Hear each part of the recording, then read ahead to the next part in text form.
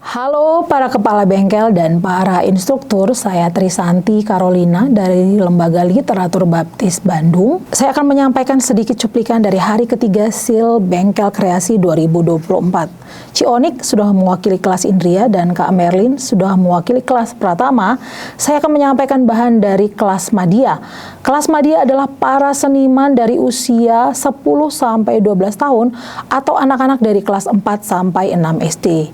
Anak-anak ini memiliki karakteristik yang sangat unik. Kenapa kita perlu untuk mengetahui ini? Karena ini akan membantu kita untuk mengajar mereka dengan cara yang tepat.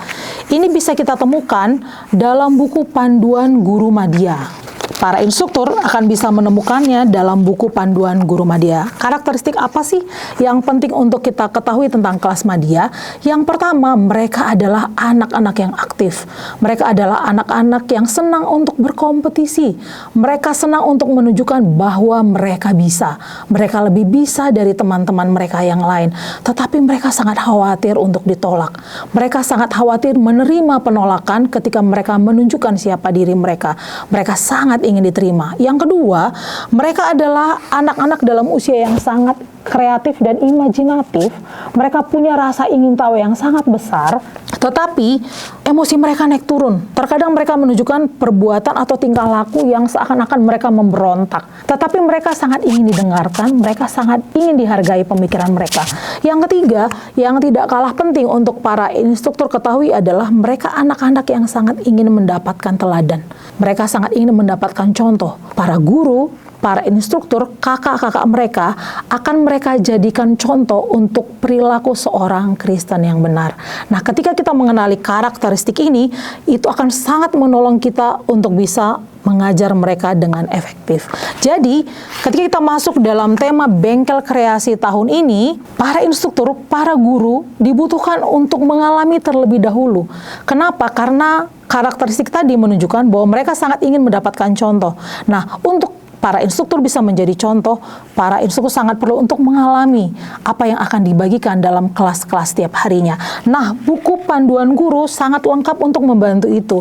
Dalam awal pelajaran setiap harinya, ada yang disebut dengan renungan untuk guru. Nah, bagian ini adalah bagian di mana para instruktur, para guru akan merefleksikan firman Tuhan untuk dibagikan hari tersebut. Para guru perlu waktu setiap harinya untuk memiliki waktu pribadi dengan Tuhan. Jadi jangan biarkan kita memasuki kelas tanpa kita berpengalaman dengan Allah terlebih dahulu. Nah, bagian ini sangat perlu untuk dibaca jauh sebelum kita melakukan SEAL. Para guru sangat penting untuk mengenali diri guru sendiri, keunikan, kelebihan, talenta untuk dipakai memuliakan Allah, sehingga ketika membagikan itu kepada anak-anak, mereka akan merasakan sesuatu yang hidup yang memang dibagikan oleh para instruktur. Nah, untuk hari ketiga, temanya adalah Yesus Sang Raja. Dalam Alkitab, kita menemukan banyak raja yang luar biasa, banyak raja yang terhormat, banyak raja yang adil. Tetapi banyak juga raja yang jahat, raja yang egois. Tetapi raja-raja ini semuanya berdosa. Raja-raja ini tidak bisa memberikan kedamaian yang sejati kepada rakyatnya. Tetapi Allah menjanjikan dari keturunan Raja Daud seorang raja yang sejati. Raja ini akan memberikan kedamaian yang sejati. Raja ini akan memberikan keselamatan dari dosa.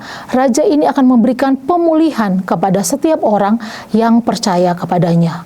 Para instruktur bisa memakai alat-alat bantu yang tadi saya tunjukkan untuk menunjukkan perbedaan raja-raja tersebut dengan raja yang sejati. Dalam buku aktivitas atau kegiatan murid, para murid Madya akan belajar siapakah raja yang sejati itu. Nah, mereka akan menemukan dari penggalian ayat-ayat firman Tuhan. Mereka akan mengenal apa sih perbedaan raja-raja pada umumnya dengan raja yang sejati. Raja yang sejati itu adalah Raja Yesus. Dalam cerita Alkitab disebutkan bahwa ketika Yesus memasuki Yerusalem dengan mengendarai seekor anak keledai, orang-orang menyambutnya seperti menyambut raja pada umumnya, seperti menyambut raja yang besar. Tetapi sebenarnya Yesus adalah raja yang berbeda. Yesus adalah raja yang tidak datang untuk menggulingkan pemerintah.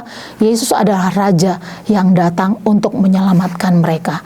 Jadi Karakteristik anak Madia adalah karakteristik yang tadi kita belajar, bahwa mereka berlomba-lomba untuk menunjukkan siapa diri mereka. Tetapi dari Raja Yesus yang rendah hati, Raja Yesus yang mau untuk turun dan menyelamatkan manusia yang berdosa, mereka akan belajar bahwa karunia, kebisaan, keunikan mereka tidak dipakai untuk membesarkan diri mereka, tetapi dipakai untuk memuliakan Allah.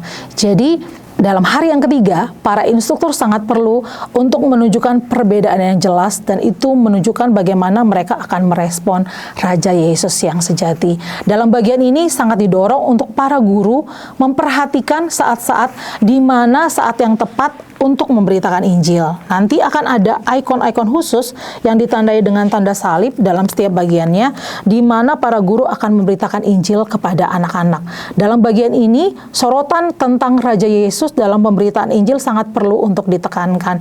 Dalam bagian ini mereka akan belajar bagaimana untuk diselamatkan, bagaimana untuk percaya kepada Yesus, tapi pada saat yang sama mereka akan belajar untuk menjadikan Yesus Raja bagi kehidupan mereka. Jadi ketimbang berlomba-lomba untuk menunjukkan siapa mereka dan mereka bisa, tetapi mereka akan berlomba-lomba untuk menghormati Raja Yesus dalam kehidupan mereka dengan memakai talenta, kebisaan, keunikan mereka untuk memuliakan Allah. Bengkel Kreasi 2024 diciptakan dalam Kristus, dirancang untuk tujuan Allah. Terima kasih.